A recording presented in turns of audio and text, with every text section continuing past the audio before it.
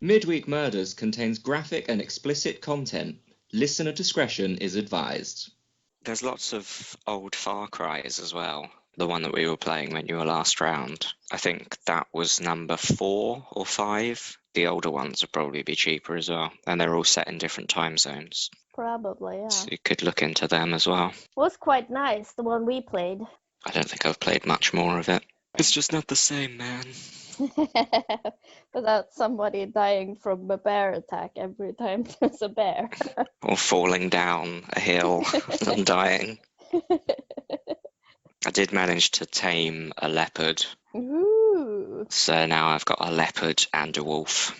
Nicely done, nicely done. Killed a mammoth by hiding behind a tree.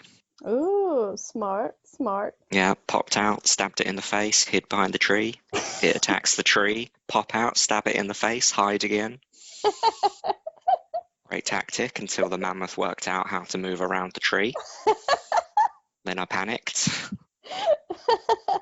Did it kill you? No, I managed to kill it, but it took like a good 10 minutes. Yeah. Of just running around a tree. It's like, oh, you've gone left, I'll go right. Oh. Oh, cheeky mammoth. Stab. And hide. And run away.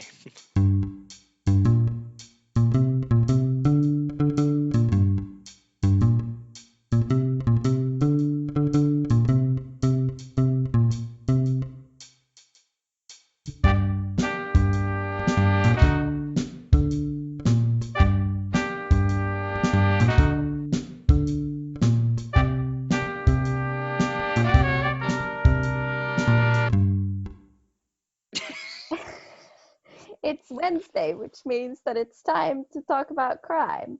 You're listening to Midweek Murders, and I'm your host, Sandra.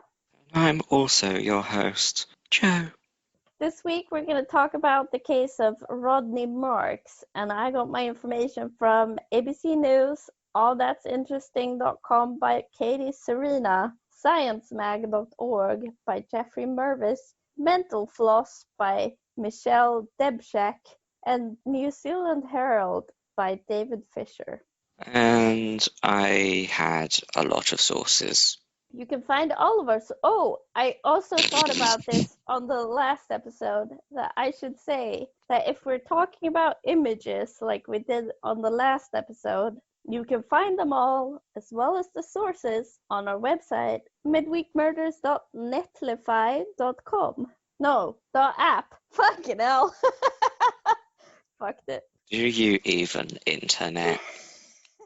Rodney Marks, an Australian 32-year-old astrophysicist working at the South Pole on the Antarctic Sub-Millimeter Telescope and Remote Observatory, a research project for the University of Chicago. That's who we're going to talk about today. I had some other things about his social life that I thought was relevant, and that comes now.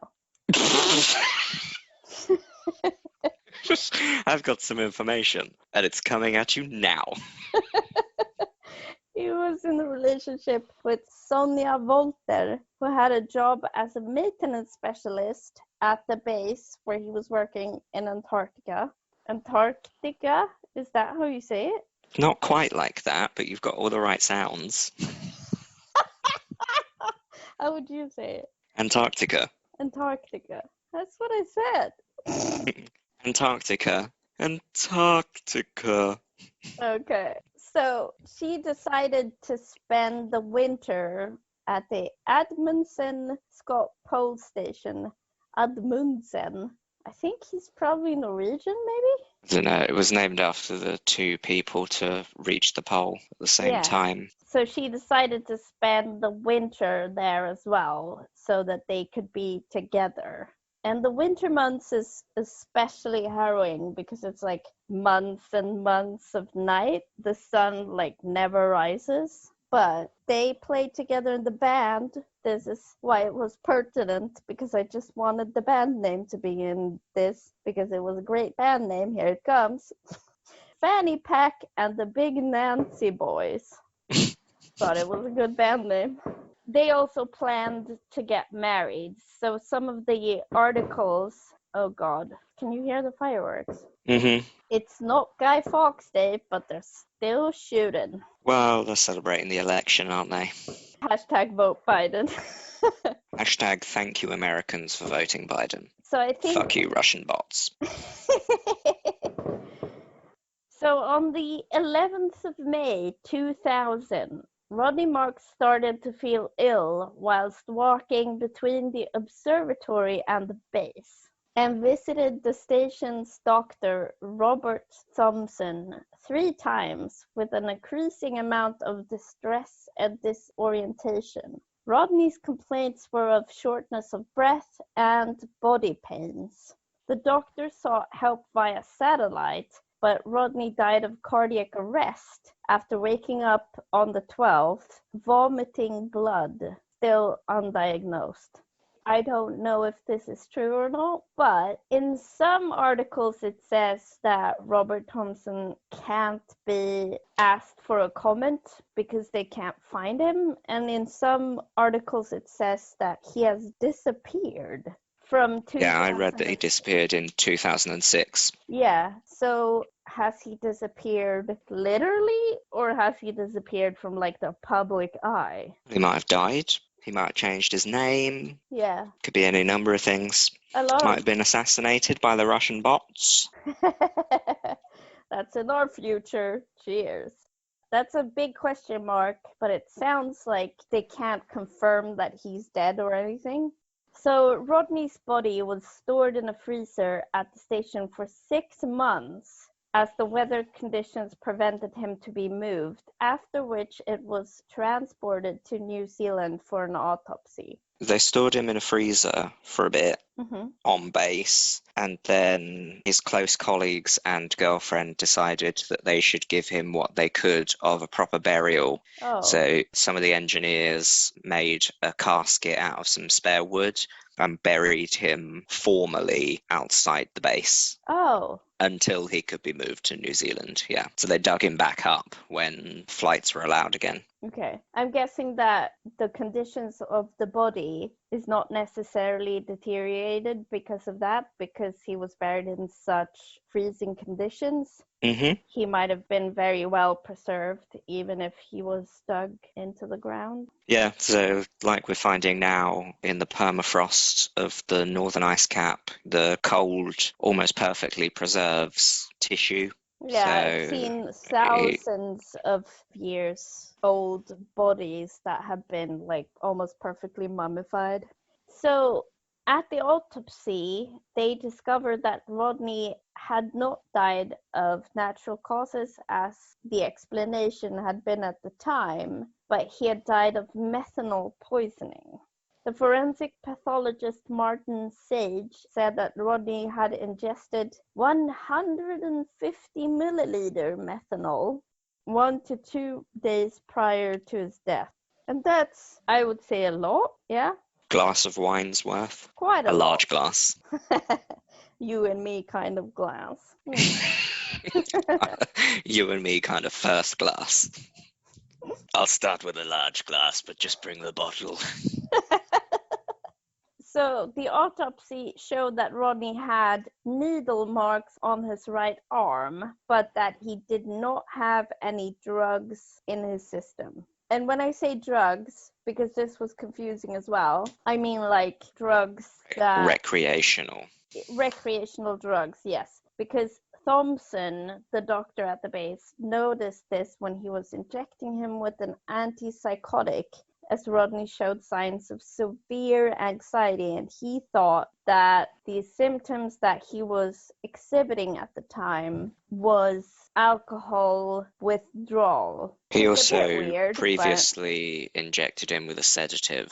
Okay. Which is where the 2 marks that the pathologist found, they're completely attributable to the doctor administering at first the sedative and then the second time round an antipsychotic. Yeah, but also Thompson, the doctor who treated him at the time, said that the needle marks were still there when he died. Oh, so then he must have had more than 2 on his autopsy.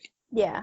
but he said that he thought it was weird as drugs were prohibited at the base and that the needle marks were on his right arm, but Rodney was right-handed. If he was using recreational drugs that was applied intravenously, it would have been on his left arm probably, but and this was also a bit weird because I read that drugs were prohibited, but they also interviewed someone who was working at the base who said that they were growing marijuana.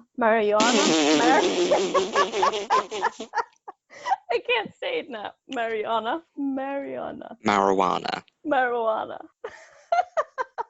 One marijuana cigarette. At the base, and also one person who said that he knew about at least one person who used heavier drugs and were selling it to other people at the base. So I'm not sure if this was... Well, marijuana wouldn't be injected, would it?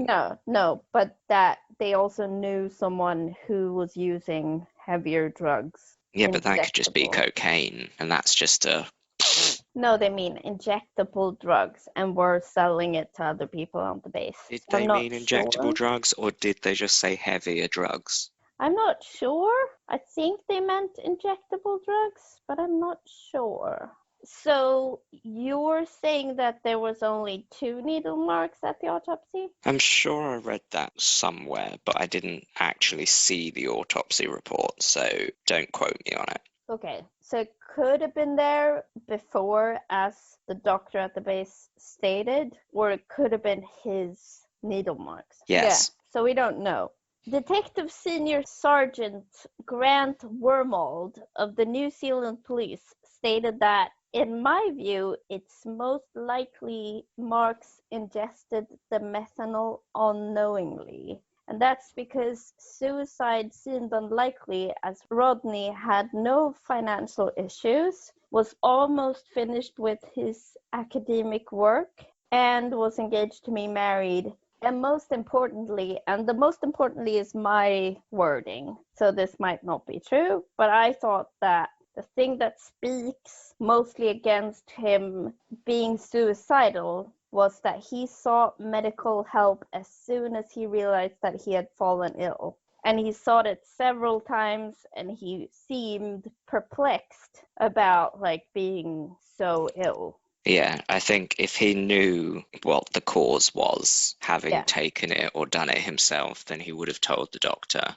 Yeah, and also the doctor said that he had injected him with a sedative and antipsychotic because he seemed extremely distressed. And if it was a suicide attempt, you'd suffer it in silence. Yeah. Because you wouldn't want anybody to treat you.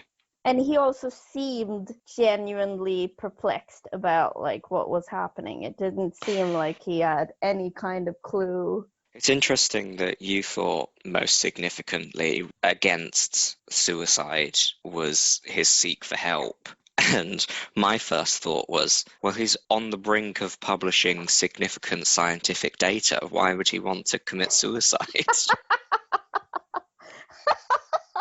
It's also funny that none of us take his personal life in. Nah, fuck that. He's writing a paper. Well, it did genuinely, I felt seem like he had no intention of killing himself. I don't think so either. Yeah. So the New Zealand police has also stated that they didn't get satisfactory cooperation from the base or the people who worked there. And other than Rodney, 49 people worked at the Antarctica station. Rodney was described as brilliant, witty, and a steady sort of bloke who drank to excess on occasion, which I felt relatable. All right, don't criticize. By a colleague. He also provided the base with free French lessons and did talks on astronomy on a regular basis. He was very outgoing and friendly, and he was described by his colleagues as an excellent scientist. only 13 of the 49 people working at the base responded to inquiries made by the New Zealand police. So they didn't get a lot of help. And also a thing that has come up as a theory is that he drank the methanol because he was an alcoholic.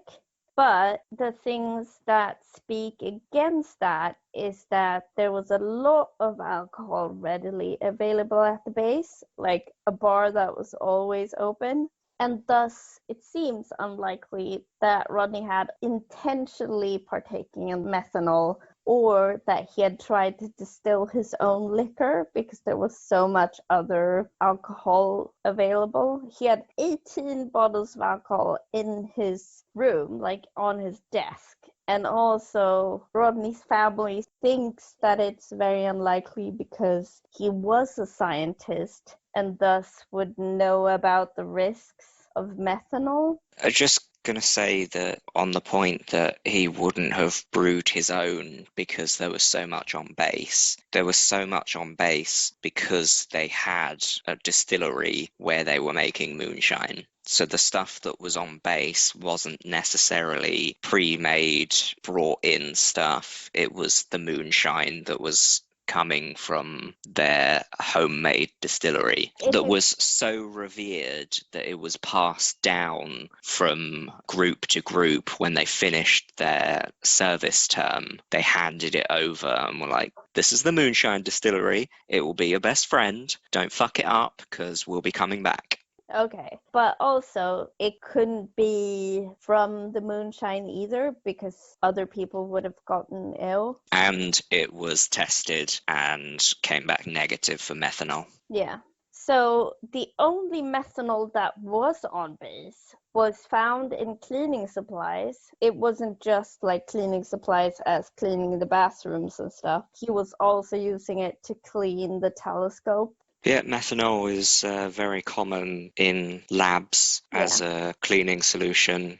And also, the methanol solutions were clearly marked and locked inside a cabinet. Unless they were the ones on his desk.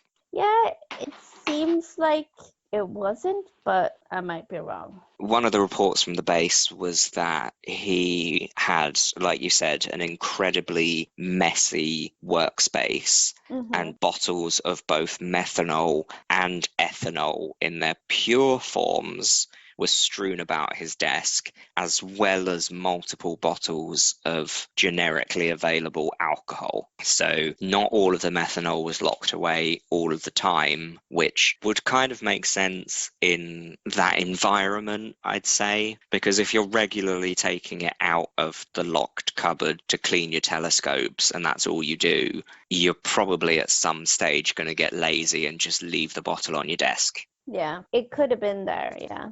So another report that I read was that Thompson had access to an Ectochem blood analyzer, which would have detected the methanol within minutes in Rodney's system if he had put Rodney's blood in that blood analyzer. That is not strictly true. Why not? Well, let me put on my lab coat and talk you through alcohol poisoning.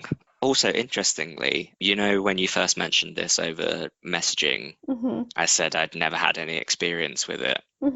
Thank you for confirming. It turns out that the Ectochem was renamed to Vitros, which was actually one of the first analyzers that I worked with when I worked in the lab. Oh, okay. So, I actually know quite a bit more about this than I thought I did. Oh, exciting. So, what the Ectochem would have detected is not the methanol in his blood, but it would have been what's called in biochemistry an anion gap. Now, the anion gap is basically a calculation which is the amount of chloride and bicarbonate in your blood subtracted from the amount of sodium in your blood.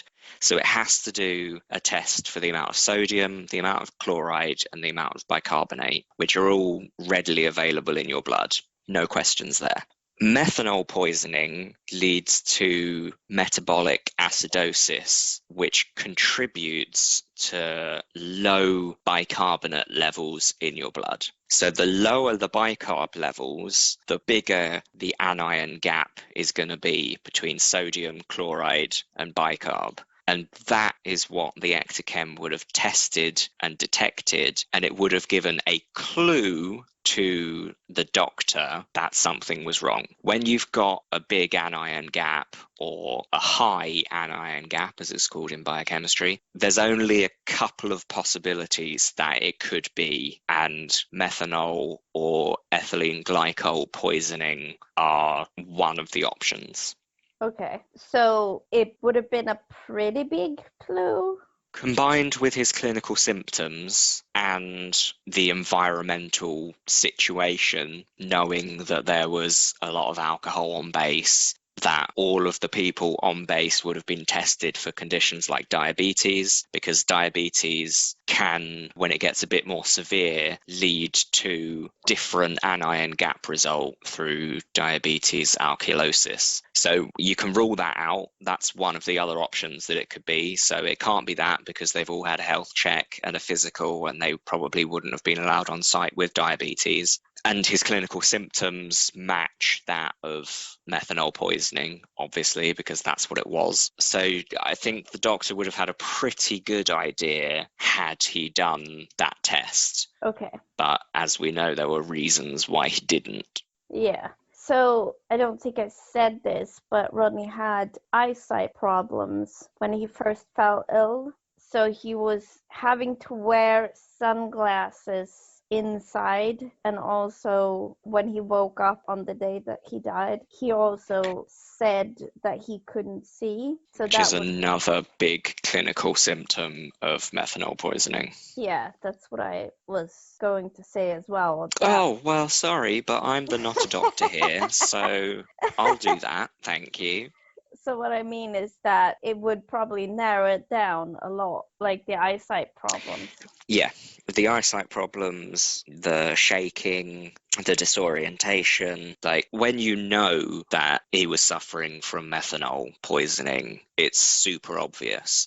And a lot of the symptoms can coincide with withdrawal, like the doctor thought, apart from the vision issues. You can get shaking, you can be disorientated, you can have sweats. So I can see why he would have thought it were withdrawal, but that simple test that would have taken 5-10 minutes to do, if he were a doctor worth his registration, would have been able to say this is methanol poisoning, which is really unfortunate, because the cure would have been on site ethanol, drinking alcohol.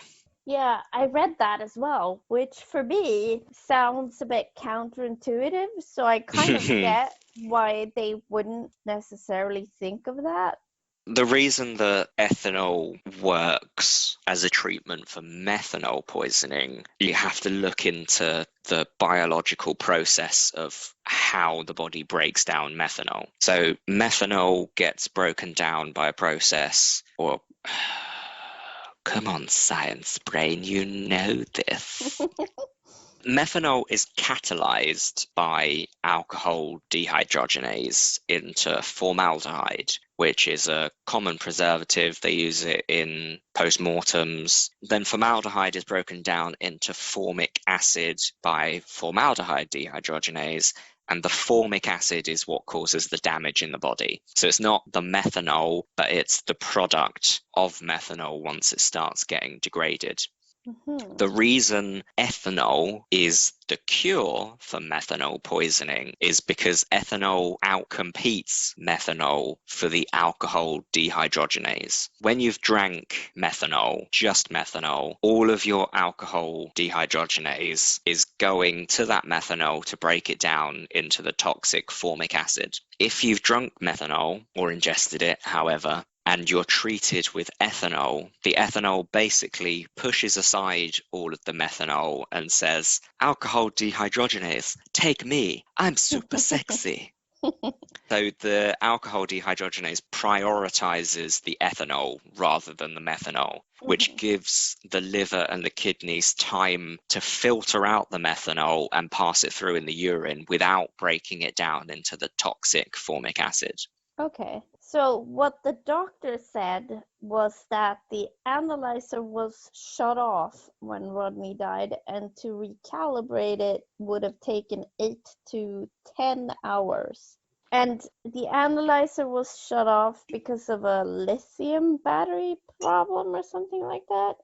I read that there was another doctor on another base that said that this wasn't necessarily a problem. The problem comes from the fact that the Ectochem battery was reported to Raytheon, the company that oversaw the whole of the base and took care of any issues like this. And they didn't prioritize it as a big issue. They thought it's a machine that's used very rarely. It's the least of our concerns. We won't worry about it. It wasn't an instrument that was used in the doctor's everyday routine. So for him, it was a low priority to get repaired. So he wasn't pushing Raytheon to get it repaired. And they weren't particularly bothered about it because he wasn't pressing it. Okay. So the battery had been reported, but it was seen by all parties as a low priority. The problem then came in that because the battery wouldn't hold the charge, every time it shut off, it needed to be recalibrated. And to boot the system and recalibrate would take 9 hours. So for the doctor to be basically waiting 9 hours for this machine to be available. If you imagine you start your shift at, 6 o'clock in the morning on the polar base, you haven't got that machine for 9 hours. You spend all of that time and effort setting it up and calibrating it and running your quality controls, only for it to not be used for the rest of the day because nobody needed it. You start to get into the mindset of, well, what's the point in setting it up if nobody's going to need it? So you start to slip into a laziness or a nonchalance about even bothering with the machine at all, because maybe in a 2-month period, he would have needed to use it once. So you're like, okay, well, what's the point in having it set up? Raytheon aren't sending me another battery. I have to use it once every couple of months. I just won't bother. It wasn't necessarily the biggest problem to fix. Yeah. It wasn't necessarily the hardest problem to fix, but the combination between it being a low priority in practice and a low priority for Raytheon to repair, combined with the fact that they wouldn't have been able to send out any replacement parts anyway because all shipments were stopped because it was the middle of winter, means that I personally wouldn't attribute any blame to the doctor for having neglected having this up and running. Yeah, no, I understand that. From what I understand as well is that it would have probably worked if he had turned it on. If he had turned it on and calibrated it every day, then yes, it would have worked. The problem is the 9 hours that it would have taken to set up and calibrate. The doctor would have just viewed it as a waste of 9 hours because the chances of having a patient that needed that analysis were so small that what would have been the point? I mean, clinically, if you've got that instrument there and it's the only one and it's the only way to determine certain tests, then you should be looking at it and getting it fixed or going through the effort of having it up and calibrated. But in practice, it's not always that simple. So what I read was that the other doctor from the other base, a neighboring base, he said that it was a bit weird because Thompson had said that it was a difficult machine to work with. He was like, it's not that difficult. And he also said that if he was having problems with the machine, why didn't he just call the free support line for the machine? He wouldn't have called the support line because he knew that it was the battery issue.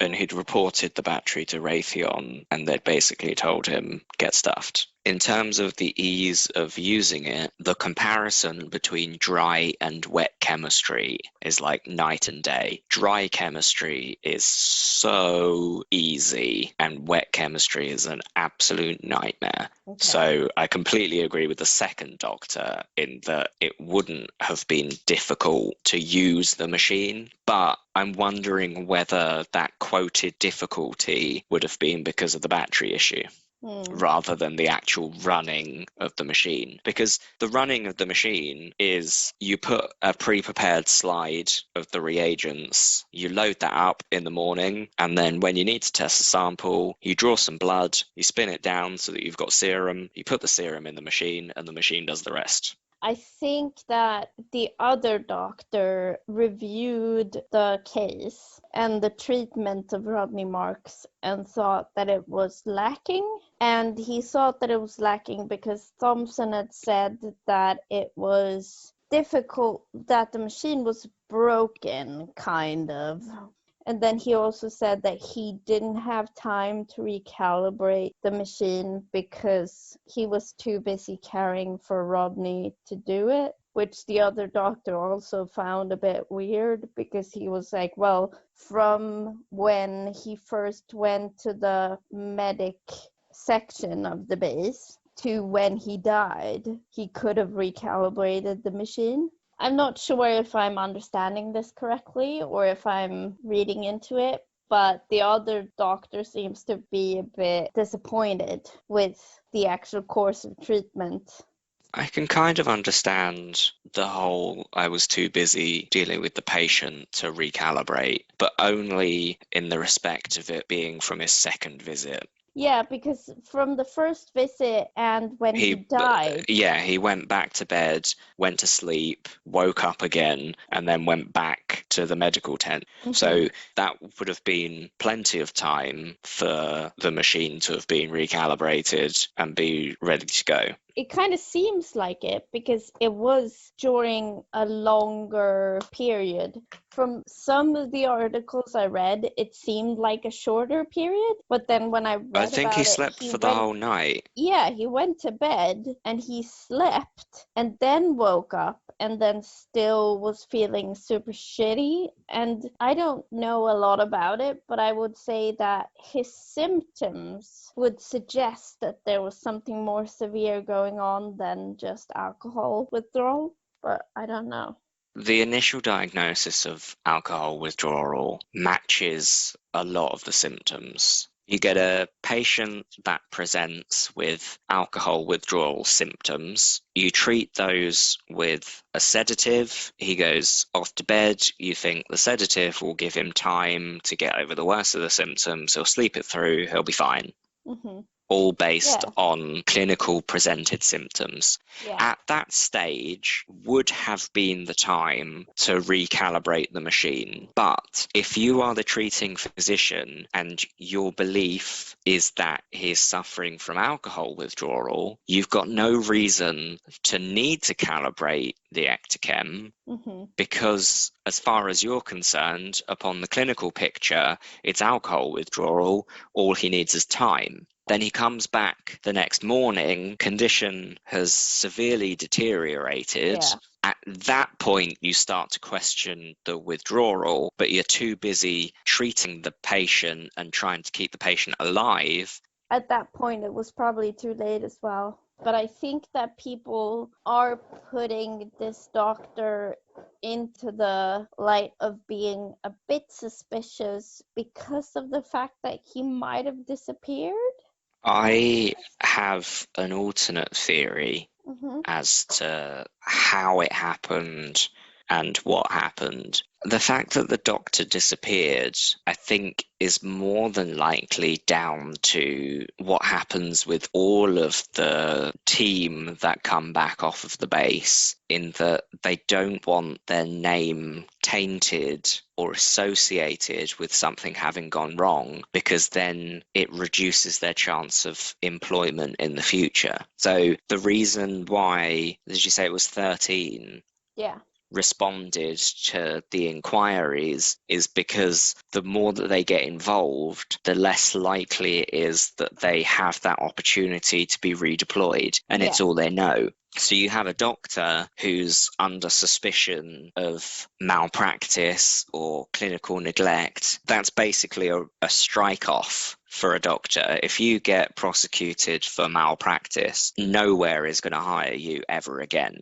Although it's suspicious and he should have made himself available to explain his reasoning and go through the whole process with the authorities, I can kind of see why he would change his name and practice elsewhere on the risk of having his name associated with a suspicious death and run the risk of not being hired in the future, especially if he's of the opinion that he couldn't have done more, but his name is splashed all over the media and all over medical journals as being the doctor on charge in the base, then it doesn't matter whether all of those media outlets and all of those reports say that he did the best he could. People are going to be like, oh, yeah, that's the doctor where the guy died on the South Pole. We don't want him. I should also say that some articles says 11, some say 12. It was about 1 1/4, so it wasn't a good return.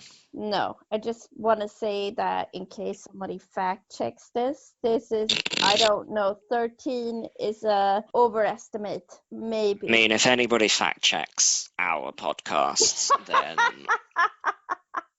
they might be. I'm going to have to change my hashtag. Okay, so there's 2 other theories that I have read. Wonder if one of them's the same as mine. Maybe. One of them is the one that you kind of insinuated to. Ooh, intriguing. The one that Rodney had methanol maybe in his workspace. And he might have accidentally drank it. Most of the theories. Tell me more. Almost everyone is convinced that Rodney didn't want to kill himself. And they're saying that it's almost impossible that Rodney drank methanol with purpose because he's a scientist and he would know that methanol is poisonous. And the other theory is that he might have had methanol on his desk and therefore accidentally drank it. I would think that he probably didn't accidentally drink it. So my biggest objection to the accidentally having methanol on his desk and drinking it theory, picture a bottle of beer. It's a beer bottle shape. It's about 250 milliliters, very specifically and clearly a bottle of beer. And it has a very distinct shape. Yeah, or it was an actual spirit bottle, which would also be clearly marked. If it's a spirit bottle, then it's clear. Yeah. It will be in a clear bottle. And again, even if it's a litre, they're thin and tall, usually. It will be obvious at a glance, this is an alcoholic beverage. I would say so too. To put that in comparison, bottles of methanol, ethanol, chloroform, whatever, that are available to purchase as reagents from reputable sources all come in pretty much the same standard bottle. It's a brown bottle, it's short and it's fat, it's 1 litre, and it will have on it a white label with what it contains and all of its safety warnings. So you'll have orange triangles, not triangle, diamonds, sorry, and you'll have skull and crossbones and an exclamation mark and a fire symbol. Yeah, which is the symbol for... I didn't know that. That's funny.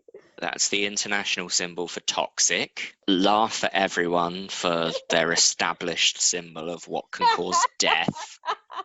No, it's good. I just thought that it was mostly like on radioactive barrels. I don't know. It might be. Yeah, because it's toxic. Anything that's toxic has exactly what you're picturing. That skull and crossbones on an orange diamond. It would have had an exclamation mark, which means it's an irritant. It would have had a flame, which means it's flammable. It probably would have had a blue plastic lid. The bottle of alcohol compared to your bottle of solvents would have been like night and day. Yeah. There is no way, as a scientist that uses methanol regularly as a cleaning product, Rodney would have mistaken his bottle of methanol with his bottle of drinking alcohol. Absolutely no way, categorically. That's actually what I think as well. If he was drunk off his tits at the time, maybe. But at the autopsy, they could conclusively prove that he wasn't drunk at the time of his death or a day before. And if he wasn't drunk off his tits, I could not see him making that mistake. Yeah, that's what I'm trying to get at. So, long story short, that's my point. Yeah. So another theory is that he had bought an alcohol from some kind of tourist destination that could have been methanol. This is the theory that I find most believable. Do you? So continue with your spiel, and then I will tell you why you're wrong. Okay. Sure. So there was a bottle that one of the scientists at the station or the base described as having like a shrimp on it. And they guessed maybe Portuguese writing. So they thought that because, as I understand it, some tourist liqueurs are sometimes sold as alcohol, but then they're actually methanol. I don't know. Methanol is an alcohol. Yeah. So they thought that maybe he was sold this when he was at some other place, and then he drank it, and it was methanol, and then they poured it out afterwards because they didn't find that relating to the evidence, because they thought that Rodney had died of natural circumstances. It's very common, particularly in Southeast Asia, which isn't particularly applicable for this case when they thought it was Portuguese writing, to add methanol to their bottles of alcohol to enhance the drunkenness, basically. Because methanol acts faster and is more toxic, you need less of it to get the typical effects of being drunk. So a lot of back alley producers of alcohol will deliberately add methanol into their bottles of alcohol for that purpose. And it's a recorded and documented problem. The World Health Organization have reported about 300 deaths per year due to this. Now, it's interesting that you said that the amount they found in the post-mortem was about 150 milliliters, which, as we said earlier, is our glass of wine. Yes. Now, you imagine, again, I take you back to the typical bottle of alcohol. 250 milliliters. No, a beer bottle. Or 330. Yeah, a beer bottle. Yeah. 330? Or is that a can? I think it's doesn't matter. Anyway. 7 for a small beer bottle. Oh, well, fuck small beers. Who drinks small beers? I'm more of a 1 litre man. Stick it in a stein, I'll have it. You do. Anyway, wait, you do have a horn. I have a horn and 2 steins, so fill me up. The horn is very narrow, though, so I don't think it will... Does it contain 1 pint, a drinking horn? I've never tested it. I'll find out. Anyway, so 150 milliliters was found in his stomach during the post-mortem. Methanol, yes. Of methanol. Assuming a small beer is about 230, you've got nearly 100 milliliters for it to be anything else. Loads of room to fill it up with tasty, delicious alcohol. The lethal dose for approximately 50% of the population is 100 milliliters. So that's all they need to add into their beer, whiskey, vodka to be lethal. Mm-hmm. So not surprised that he died with 150, but also well within toxicity limits to have half of their bottle of miscellaneous alcohol be methanol and for that to be lethal. I could see it. I'm not saying that it's impossible. I think this is the most realistic theory, because if you think about it, he's an esteemed scientist, so he wouldn't have ingested it on purpose. No. We've ruled out suicidal intentions as far as we can. He knows the difference between bulk reagents and alcohol bottles, so we're ruling out that he could have accidentally drank methanol instead of his vodka bottle. We've got this suspicious bottle of alcohol that nobody knows where it came from, and nobody could test it because they threw the bottle away before forensics could get involved. Historic and current evidence from the World Health Organization that back alley manufacturers taint their alcohol products with methanol. To me, it ticks all of the boxes. To me, it sounds likely in one way.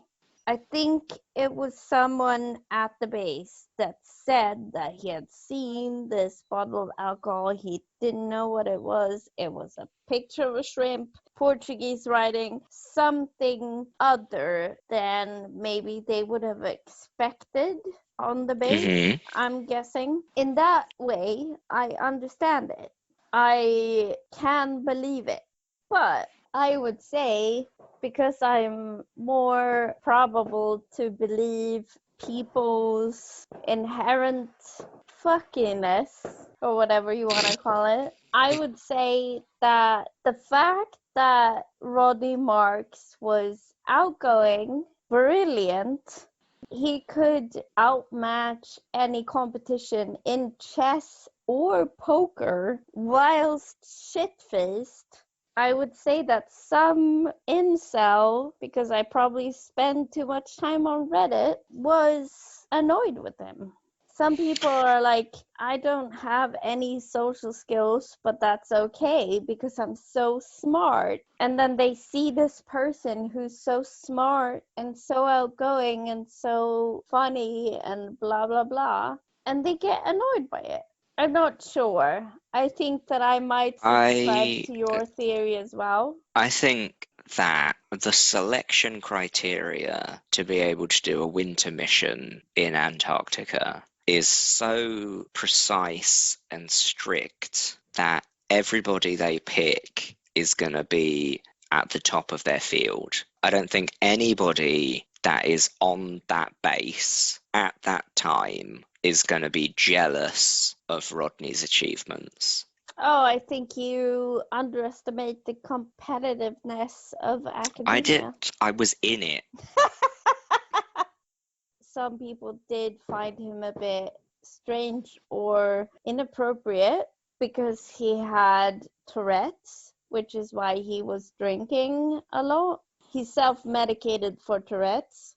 And some people took his dry wit, in air quotes, the wrong way. And then Rodney, being a very friendly person, tried to make right. So he would give them gifts. He would try to be like, oh, I'm sorry if I rubbed you the wrong way or if I insulted you in some way. Here's a gift or here's a token of my appreciation. But I feel like scientists, careful, can be somewhat anti-social. Wow. So because there was a recorded history of him rubbing some people the wrong way and him being so very generous with like the French lessons and the astronomy lectures and all of the things, some people might have found him problematic. Not because he was, just because they didn't have the same talent. I don't mean that this has to have happened. I don't mean that. I just mean that it could have definitely happened. Just Would looking at have the definitely happened. just looking at the people on Reddit, like the people who think that they're so smart. Oh, here we go. Reddit this, Reddit that, Reddit told me this.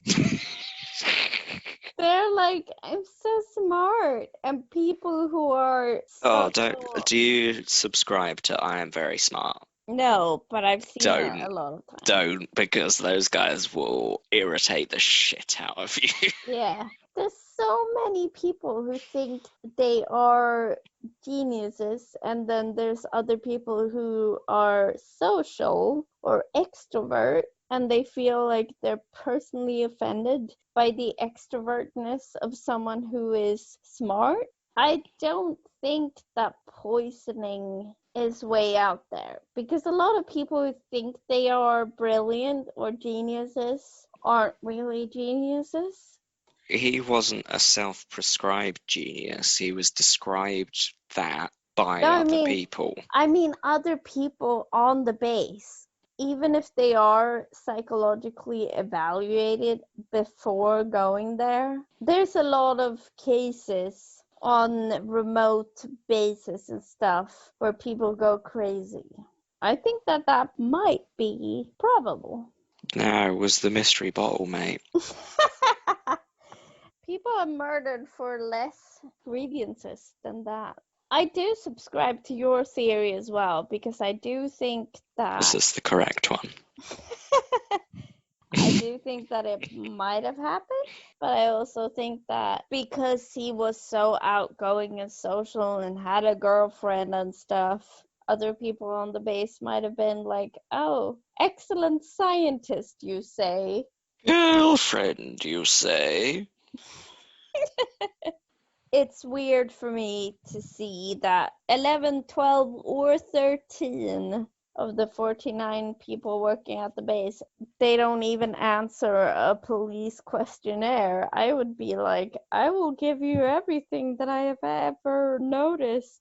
But I think the reason most of them didn't respond was because the agency that was behind the contracts wanted it all hushed up.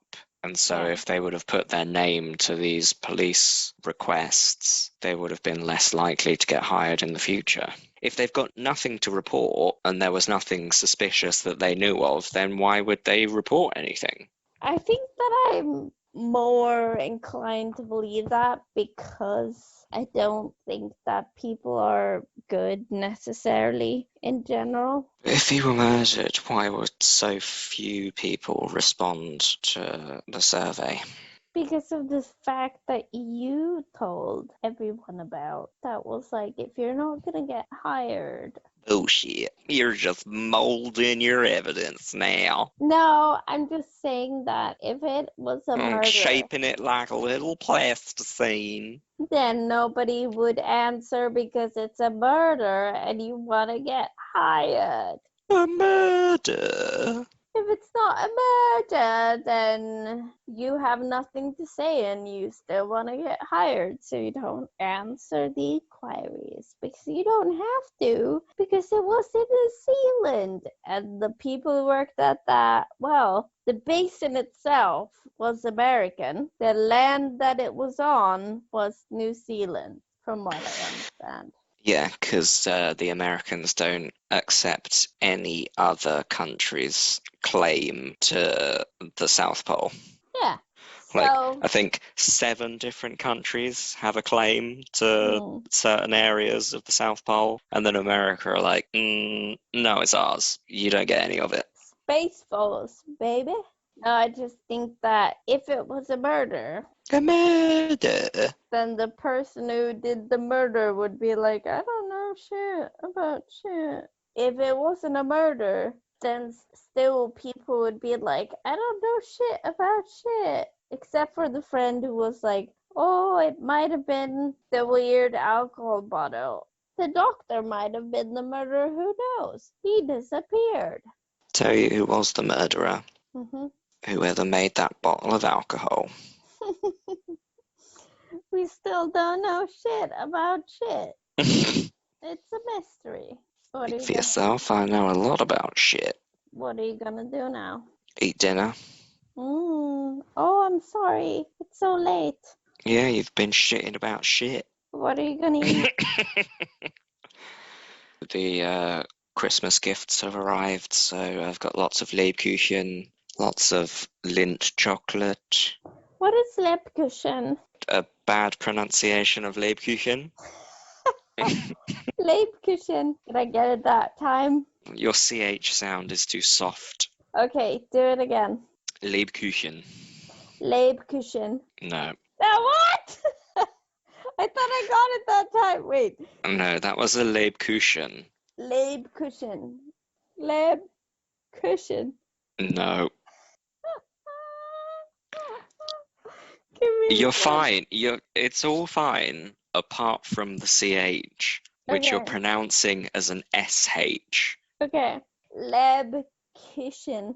No. It's the same sound as ich. Okay. Lebkuchen. That was closer. Well, you sounded like a tentative child. Okay. Lebkuchen.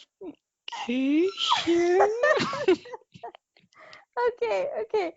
Lebkuchen. Lebkuchen. That's the closest you've been so far. What is it? What is the dessert? The Germans describe it as gingerbread, but it's Oh. not gingerbread. The texture is kind of a mix between gingerbread and a biscuit. It has no flavour of gingerbread. Lebkuchen. Yes, just faster. Oh, Lebkuchen. But the Lebkuchen. yes. Okay, I'm going to have dinner now. This could go on all night. Okay. Have a nice dinner. Bye. Ciao, ciao. Lebkuchen. Lebkuchen. No. Lebkuchen. Kuch. Kuch. Kush.